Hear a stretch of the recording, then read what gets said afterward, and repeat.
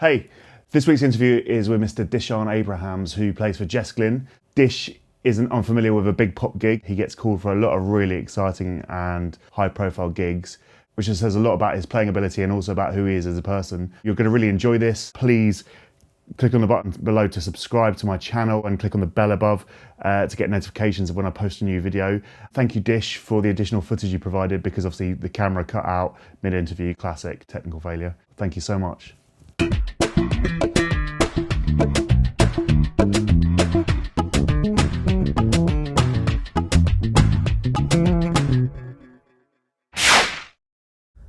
So I'm Dishan Abrahams. I'm currently working with Jess Glynne and worked with various other people in the past and hopefully continue to do so in the future. I've worked with Kylie, Minogue and Leona Lewis, done little bits with lots of different people. Rita Ora, little bits with Jonas Blue, all kinds of little bits, all over the place. But yeah, I was working with Kylie for a long chunk of time, like almost 8 years. That was kind of my main gig for a long time. And all this other stuff was just around that. And then when that kind of ended is when I started working with Jess. That kind of brings us to now, really. I come from a family where everyone plays something. I was kind of forced to play piano, take lessons, you know.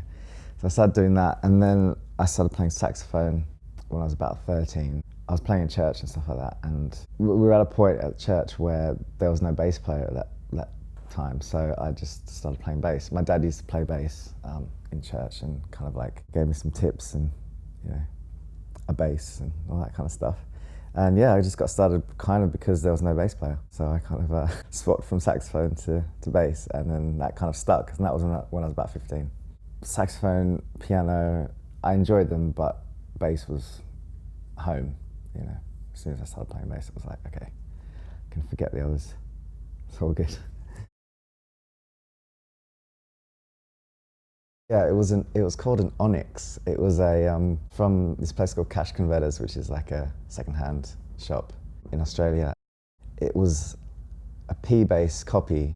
I was so obsessed with this instrument, you know. A friend of mine at school got a bass, and I went around his place and I played this bass, and I was like, whoa. I didn't know basses could feel like that, because, you know, my bass at home was like, the action was like that high, you know. It was all like janky, like the input was just rusty and awful, you know. And it wasn't until I went to uni that I kind of got one that was like nice bass. It was like a Spectre. I was lucky because after having that Onyx bass for a while, there was a guy in church who had a Washburn 5-string, and he was like, he was playing guitar in church, and he was like, do you want this bass? You know, just take it home, you can. So I kind of early on started playing on a 5. Born in Sri Lanka, my parents moved to Australia when I was 3, and grew up, well, we moved to this kind of small town for a couple of years, and then we moved to Perth, which is kind of a bigger city. Came here about 2006. I don't know where I'm from anymore. When people say, oh, where are you from? And I say, well, I have to tell them the whole story. So I have to be like, oh, I was born in Sri Lanka, and then my parents moved to Australia with me when I was 3, and then I moved here, you know, whatever it was, how many years ago. So I kind of have to give the full story. I literally had someone send me a video today that was all in Tamil, like that language, but I can't speak it. So like, I was like, well, I'm not feeling very Sri Lankan at this point, you know? But then, I don't know if I ever feel Australian or English either, so I don't know. Somewhere in between those 3 is where I kind of live, I guess. For somewhere that's so isolated and just far from anything really going on, I just feel like I was just so lucky to be there at that time, where there were players who were older than me who were really, really good. There were players that were younger than me that were really good, you know, and it was just like, whichever way you turn, you're getting your ass kicked. Yeah, it was just really healthy. I think also because being a small place, there wasn't really any competition, because there was nothing to compete about. So musicians were really open with kind of hanging out, playing together, talking, about music together, really open with advice. It was a really healthy kind of scene to be a part of. And I think because of that thing of there's not really anything, there's no goal of like, these are the gigs I want to be doing and whatever, because they don't really exist there, you know. The goal was just, let's just get better at playing, you know what I mean?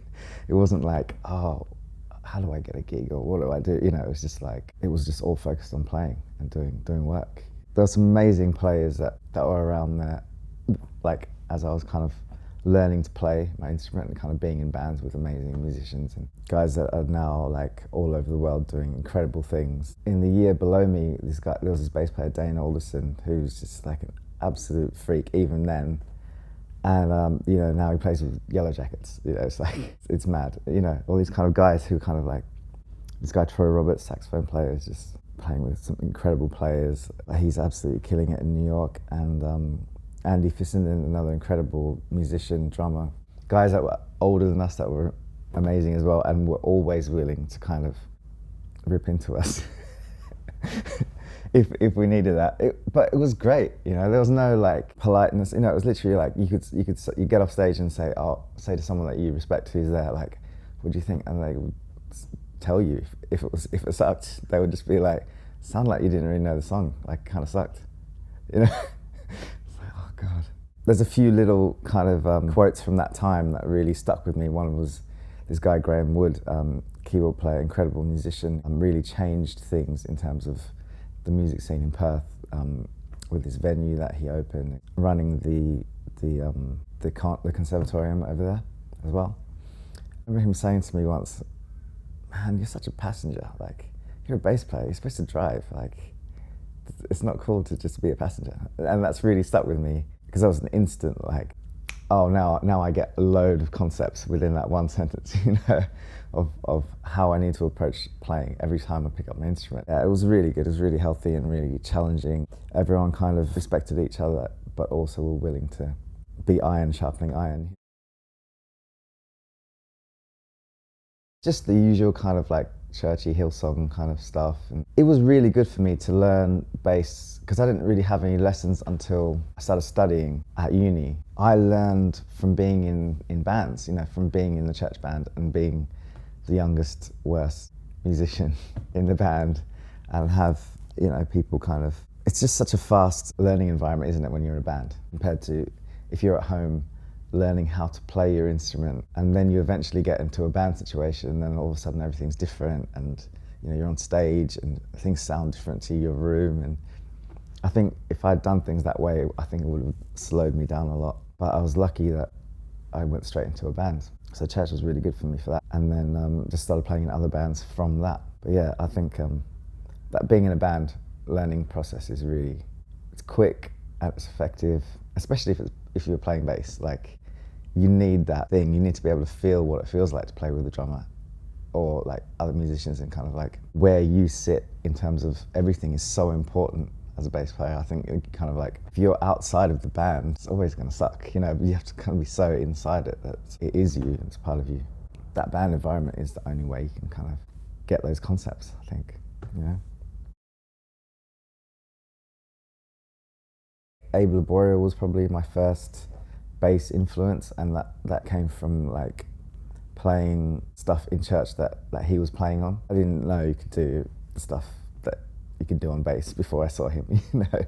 Just his feel and everything kind of was probably my first influence. A couple of years later, Michel and Cello probably my other biggest influence, but I'd never really honed in on bass players and listening to bass players. I kind of more listened to bands and artists, checked out that kind of thing, and not really, I wasn't really like a solo bassist kind of guy who like, obviously I love listening to like crazy bass players playing crazy bass, but it's not really something I can do for a long period of time.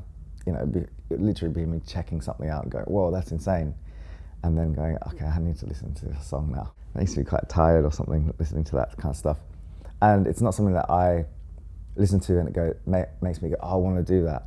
It's something that I go, oh, that's amazing, but I kind of want to play like this guy in the band, you know. Those are the two bass players who kind of had the biggest influence on me, and it was early on, and nothing's really had the same impact since then.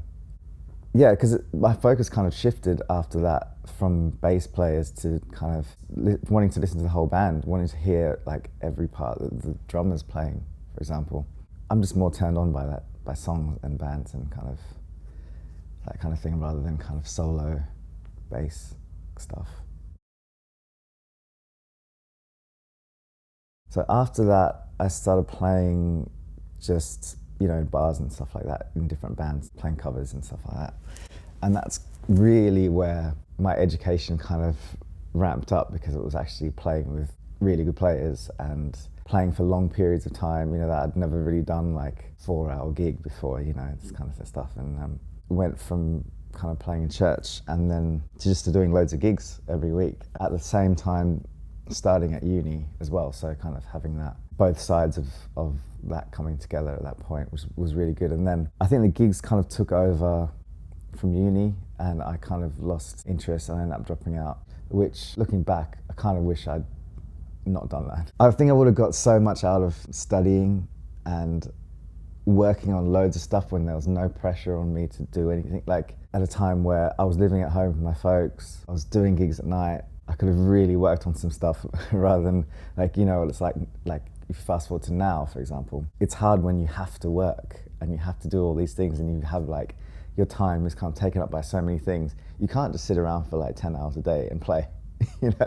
But back then I could have done that, you know? Like, and I just didn't. It's just so dumb. But I kind of thought foolishly, well, I want to play, you know, and I am playing, I'm doing gigs and I was working a lot. So it was kind of like, well, that's kind of the point.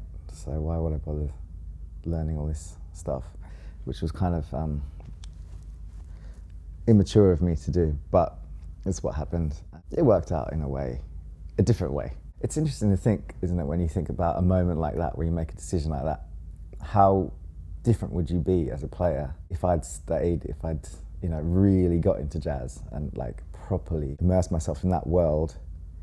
How would that have influenced my playing? So it was a jazz course at the West Australian Academy of Performing Arts, which has like, within that title, there's all these different schools. So there's music, and then there's acting, there's dance as well, and then the music part was divided into jazz and classical, and then there was a small contemporary part as well, what was small at that time. So I studied the jazz course there for like, I did like maybe 2 years, but yeah, I'd sort of halfway through anyway. That was another place where it was just a really healthy environment where you kind of get challenged all the time on, you know, everyone goes into those places thinking, yeah, I'm going to be really good. Like, I'd never had a bass lesson before, and I was terrible at studying anyway. So like, my preparation for that was, it couldn't have been any worse. I don't know how to study. I don't know really how to be formal with my instrument at all in any way. Also, I could have really and should have really just applied myself and tried to work on stuff, but I was literally like, I don't know what's going on half the time. And the rest of the time I'm just like hanging on by fingernails, you know, trying to learn all these melodies and trying to keep up with everyone, but then at the same time not caring enough to really put in the work. Yeah, I spent a lot of time at that time talking about music and playing gigs, but not really studying and actually improving and doing anything good. So dumb. When I look back on it, there was this one class called concert practice, something like that, where each ensemble, so everyone's in your own ensemble, and you have like a set repertoire that you have to learn each semester. Concert practice was where all of the years sit and watch your ensemble play. So like, you know, everyone takes turns and they got to play like 3 tunes or whatever it is.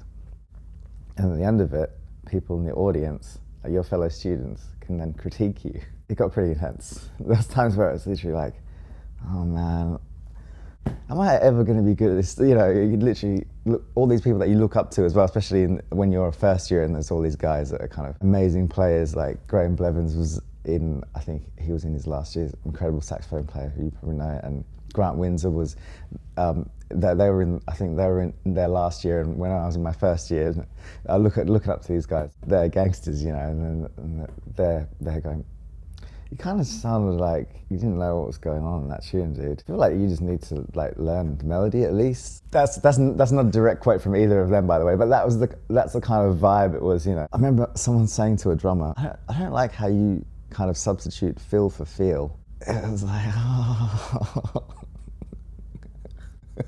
You know, so it got very, very raw, but it was really good. And it was actually quite an adjustment for me to come out of that, and especially coming over here, where I didn't know anyone. There isn't that kind of directness, you know, with music. And so it was like, I came over here and I felt really rude. You know, if I thought something, I would say it in a way that I was used to hearing it, but it's not really a cool way of communicating. I think it works for some people, and some people it really gets them upset. And funny story about that guy, Dane Alderson. We were in an arranging class, and the teacher asked Dane a question, and Dane kind of hesitated, took a second, and the guy was like, "No, too slow. You probably shouldn't have got through the audition." Anyway, who can tell me? Like this, and you know, he's playing with Yellow Jackets now, but like, it's just hilarious. But at that moment, he was like, that's an intense thing to say, to hear as a kid who's like 17 or whatever. Yeah, like, you probably shouldn't have got through the audition. It's like, whoa, maybe I shouldn't. You know, you start thinking, you start believing these things. It's funny, I actually saw Dane earlier this year, and we talked about that, and he was like, it's funny, it really made me sort my stuff out. Like I kind of, that was a kick up the arse for me, and I kind of, like, he maximised that, you know, which is really good. But equally, you could go the other way and be like, oh man, I must suck. Like, yeah, it was. I think it was a really good environment. I really enjoyed it. Didn't enjoy it enough to stick around, but yeah. So after that, I was just gigging around Perth, gigging with no kind of, no goal in mind. I was just working, you know, I was just wanting to work and play as much as possible. And I was really fortunate that I was doing a lot of gigs and that kind of stuff, so it was really good. And playing with good players. Then I was part of a band, like an original band that kind of did a bunch of touring around Australia and New Zealand. We were kind of signed, like, it was like a really small independent label kind of thing. You know, we made no money, but we had a pretty awesome time. Traveling around, like staying on people's floors and that kind of stuff, and driving around. The first kind of, I think, 7 or 8 tours we did, we drove. To give you an idea, at that time, to get from Perth, where we lived, to the next city is a 36-hour drive. You know, when you drive in England, there's stuff on the way, you know, you can see stuff, there's services, there's towns, there's other cars, you know, there's stuff. Like, there's stretches of that drive where there's just absolutely nothing. It's just desert. There's a 90-mile stretch of road that is completely straight, has no bends. It's a hell of a drive. And so then you kind of get to Adelaide, that's the next city, and then you kind of work your way around and then drive back. So yeah, we did a lot of driving. Thankfully, I wasn't driving for any of it, but in the last few we flew, you know, so we thought, oh man, we've made it now, like, flying, and then the band broke up, like, not long after that. And then I was in another band, which was the band that I moved here with. So the other guys in the band were both from London, born in London, and they just wanted to get back here and do music, and I kind of just tagged along, and that was really good. It was a hard slog, and that band obviously broke up, and then I started doing the session thing, which actually, at the point of that band breaking up, would have been the first time that I met you at an audition. We were both at the same audition, which, yeah, that would have been about that time. So like, Sugar Babes. Yeah, Sugar Babes audition. So that was just after the band kind of broken up, and then I was like, let's give this session thing a shot. Well, no, the session thing doesn't really exist to the level that it does here in Perth, so it was never really an option for me to do that. Well, it doesn't exist in Perth at all, actually. You'd have to move to Sydney or Melbourne for that kind of thing. So yeah, that was my first kind of foray into the session world, you know. You got that gig as well. I got that gig, yeah, which is just like, what the hell? Okay, maybe this can work, you know. I've just been really lucky with things working out time-wise. Like, for example, the Sugar Babes, as they were kind of stopping and they were splitting up and all that kind of stuff. I got this gig with this French artist called Christophe Willem. So it kind of was like, well, that's kind of, this is going that way, and now on the Christophe thing, which was really good. The Christophe thing was kind of coming to an end. The Kylie thing kind of started. And I don't know how it works, but luck, I guess. It's just always just been like a smooth transition with not too many breaks of kind of going, oh God, what's going to happen? I think those kind of breaks, as Any freelance person would go through that thing of staring at your phone going, does this thing even work? Like, what's going on? Like, but then I think you just have to go, there's nothing I can actually do to make it ring. It's either gonna ring or it's not. And just relax, you know, something will happen, and if it doesn't, then you know you need to do something else. I had moments where watching a tour come to an end and thinking, my iCal is white for the next couple of months or whatever it is. There's no colour in it at all. I'm not seeing anything. Kind of freak out the first few times it happens, and then things just come in and you kind of go, oh, I can just save myself the stress. What can you do? What are you going to do? Like, go to jams and all of a sudden it's going to change your life, or contact everyone you know? Everybody who knows you knows you just come off tour. It's just one of those things where you just got to hope something lands when you need it to land. And if it doesn't, then music's pretty broad. There's lots of options within music. You don't have to like do one job.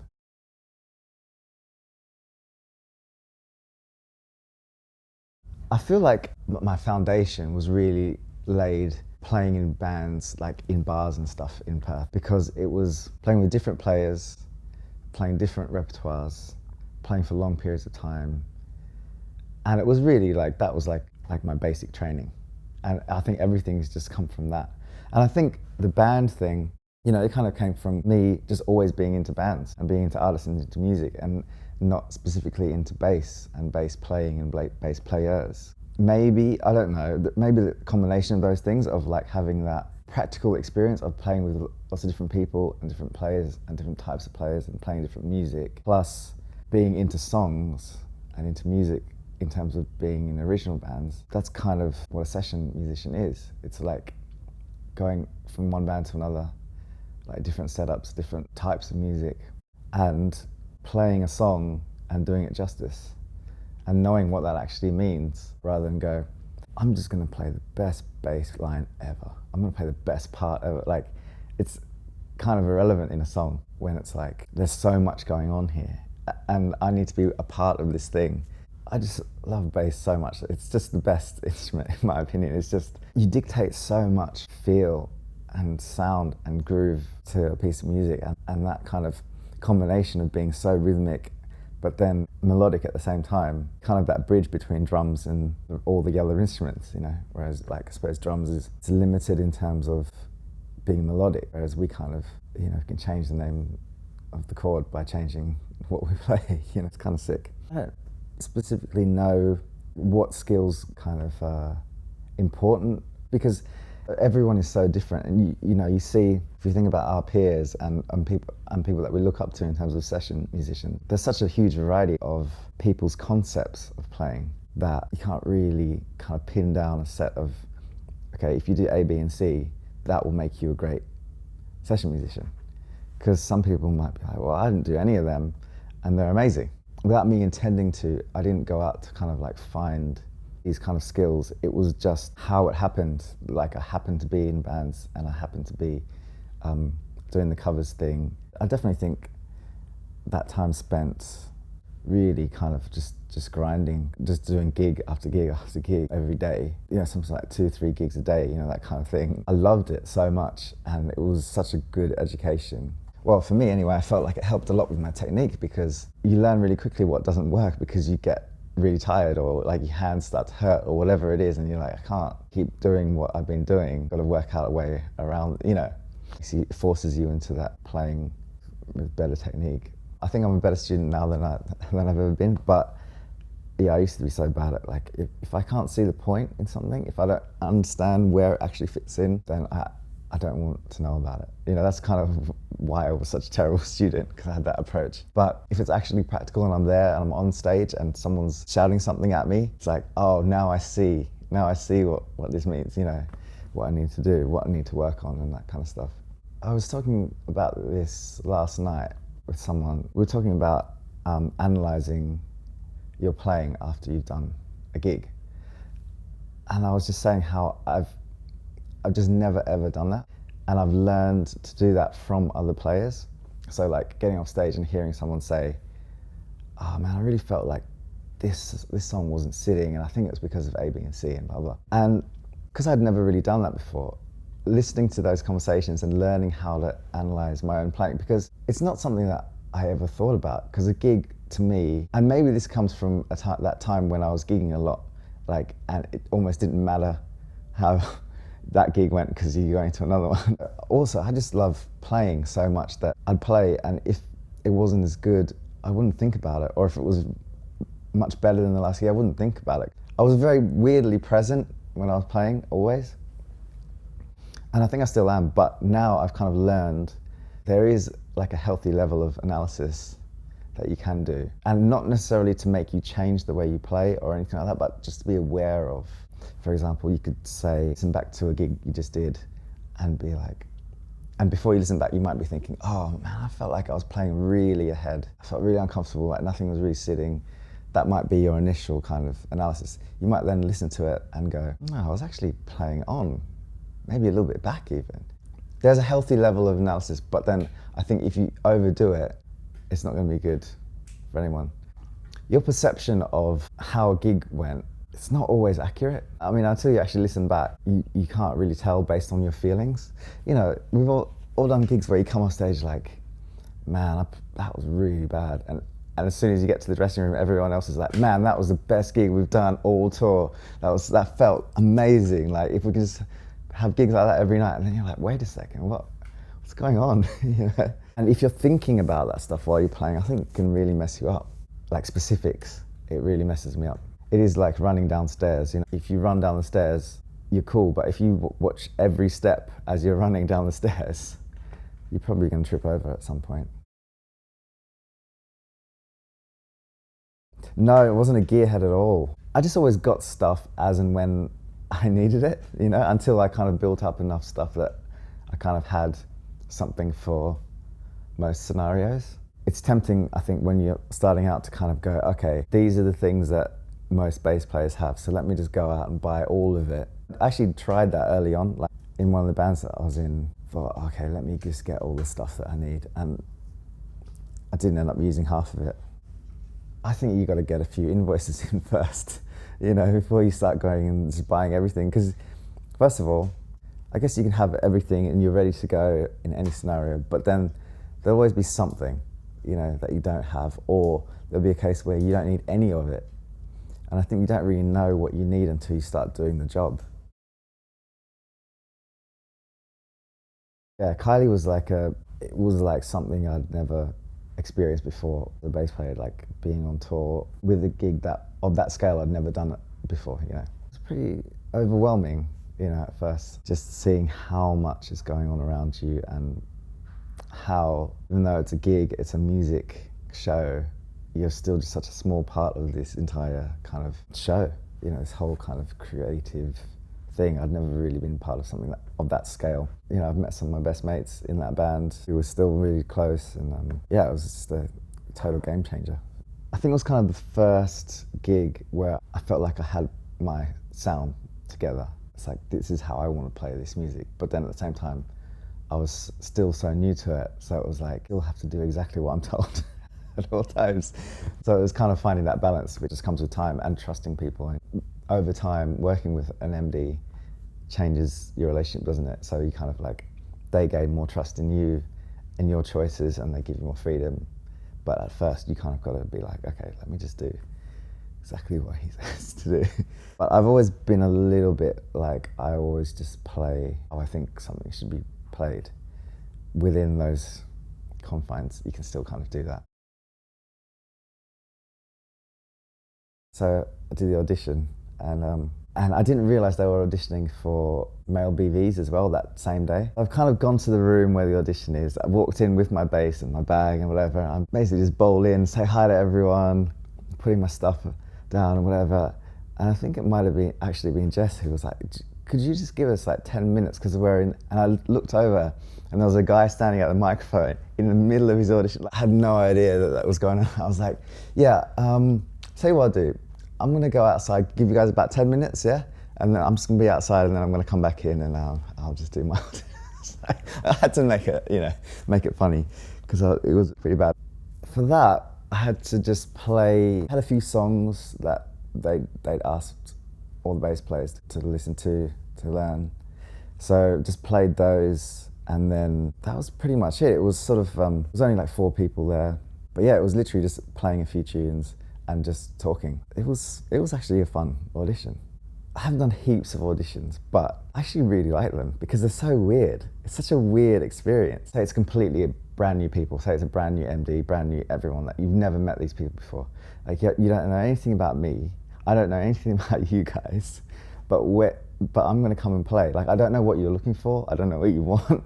I don't know if I'm right for this, but I'm gonna just come and play these songs. I think I've always liked auditions because I don't think that there's any failure in one. If you don't get a gig, it never means, well, it doesn't necessarily mean it's because you suck and you're not good enough to get the gig. It just means that you're not what they were looking for. Quite often people have really specific things in mind, don't they, of what they want in the band, what kind of player, what kind of personality will fit with what's already going on. And then you kind of, you just go in and hope that you're in that ballpark somehow. That gig is maybe the most free gig I've ever been a part of, in terms of I've known that MD for a really long time, and when you have a good working relationship with someone like that and they trust you, all you have to do is learn the songs and play them how you want to play them, in a way. You know, it's like, it's been so, that kind of approach, you know, just really free and really kind of, everyone's open to stuff changing. In terms of what's required, there hasn't been any defined requirements for it. It's literally been like, you play the song, you know, kind of thing. Actually, I was really lucky with that gig because the first gig that we did was completely, it was no track. It was like an acoustic gig, basically, but we were playing the songs as they were played, but just, you know, piano, bass, drums, guitar, and we had 3 horns at that time. That was a really good way to start for me because everyone was just like, well, we've never done this before, played all these songs completely acoustically, just without track and without synths and whatever. So it was kind of a good starting point, I think, because then everyone was being creative with what they were doing and I was able to jump in on that. And then going from that to the gig where it's more structured and track and everything like that, it was a very natural kind of transition, rather than if I came in, inherited parts I had to play and that was it. It was more like, so what do we do about this gig? And we were in a room kind of working it out, which is kind of cool. I mean, it wouldn't make sense for you to come in and play what someone else played, because then they could just do it, you know. I just listen to the arrangement and play it how I hear it. I don't really go, okay, I need to play note for note what this guy was playing before me. I just find that easier, more than anything, just rather than kind of being stuck to something, to just do whatever you hear to play.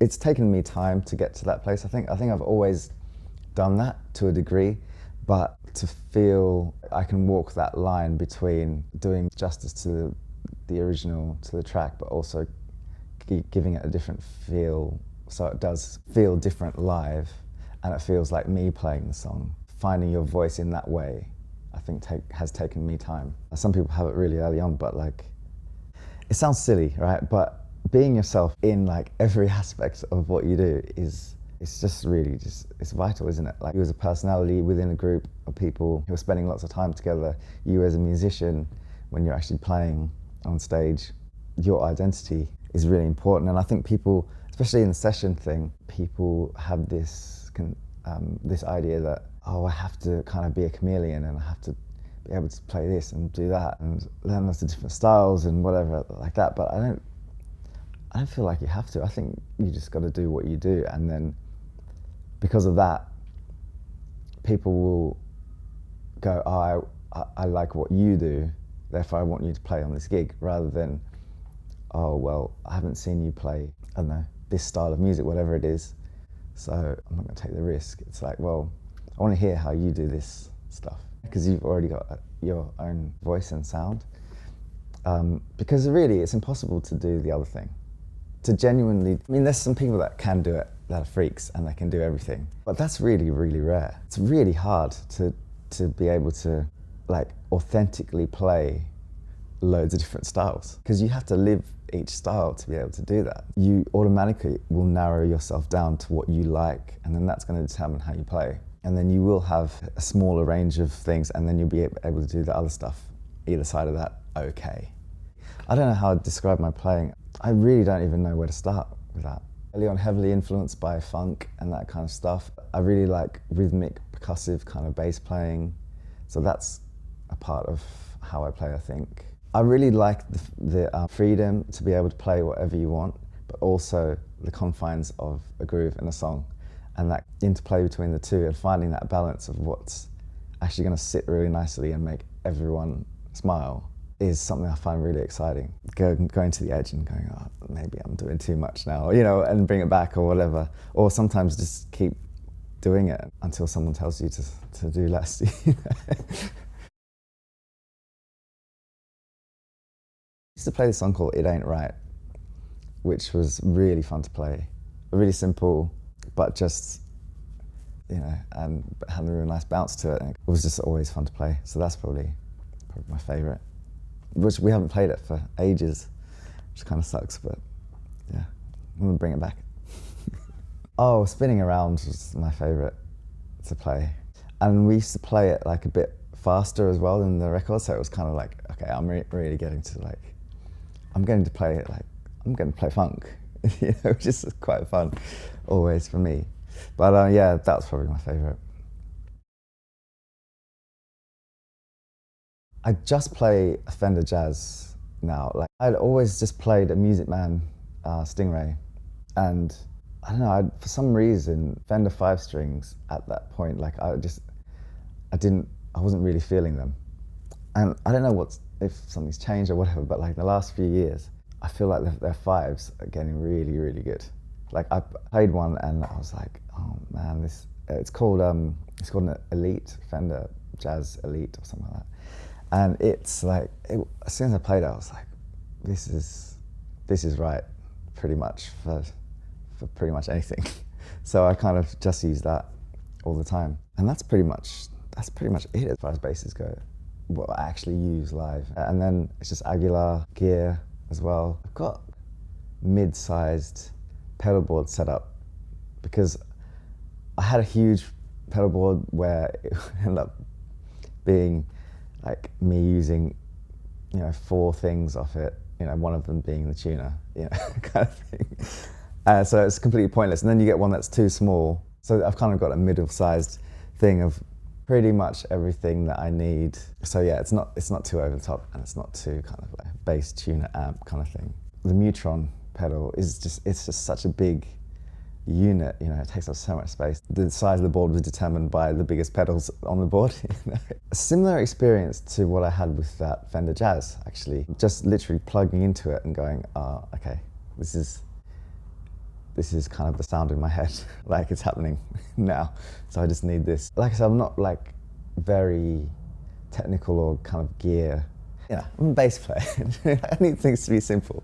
I can only handle one note at a time. So like, if I see an amp with like heaps of EQs and all kinds of stuff going on, automatically I'm like, well, someone could probably make this sound really good, but I'm not that person. Like I need, it's like a bass, mid, treble, and volume, again, that's about the extent of it for me. That thing with Aguilar was just there, you know, the sound and the way it's built, the way everything's kind of set out so clearly. It's just really good, serious gear. I just love it. It was so nice to speak to Dish, and it was really interesting that actually the Sugar Babes gig was his first main kind of entry into the session world. Hearing him play and seeing him perform, you just assume that it's something he's always done. He's obviously honed his craft over the years, and it's great to see him continuing with his success. So Dish, thanks so much for your time, and good luck with everything in the future. Go and give him a follow on Instagram, because it's well worth keeping on track of what he's up to. Thank you so much.